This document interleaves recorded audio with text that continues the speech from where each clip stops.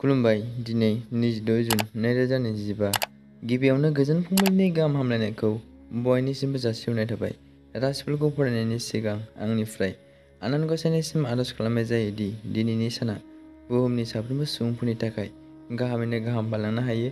जेबो खैफोद आफोद जायालासे फैदो दानिया दिनैनि राशिफोरखौ खोनासंनानै गिबियावनो दङ मेष राशि। बहाबाफोर दावबायहैनानै गोजोननाय लानो हागोन। दिनैनि दिना मोजां।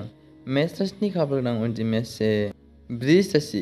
जेखि मावा सुखुखौ मोनदांनो हागोन। फारफ्रोमथिंबो जौगानायखौ मोननो हागोन। बृष राशिनि खाफालगोनां अनजिमाया 6। मिथुन राशि। मोजां मोनलायनायाव अनलायनाया थाबाय थागोन। सोमोन्दोआ गोरा जागोन। मिथुन राशिनि खाफालगोनां अनजिमाया 8।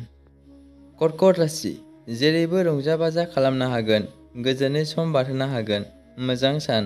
कर्कट राशिनि खाफालगोनां अनजिमाया 3। सिंह राशि। सुथुर थानाया जोबनाय नङा। जेरैबो सांग्रां जानानै थानांगोन। सिंह राशिनि खाफालगोनां अनजिमाया 1। कन्या राशि। नखरनि फारसे जेबो उदिस गैयै आखु जालांनो हागौ। गोसोखौ सांग्रां लाखि। कन्या राशिनि खाफालगोनां अनजिमाया 8। तुला राशि। नखरनि साफ्रोमजोंबो अनलायनाया बांगोन। जेखि मावा गोजोन मोननो हागोन। मोजां सान।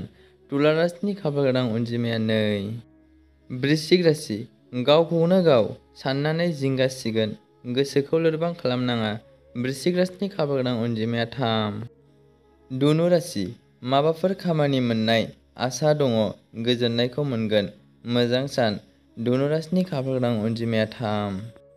मकर राशि।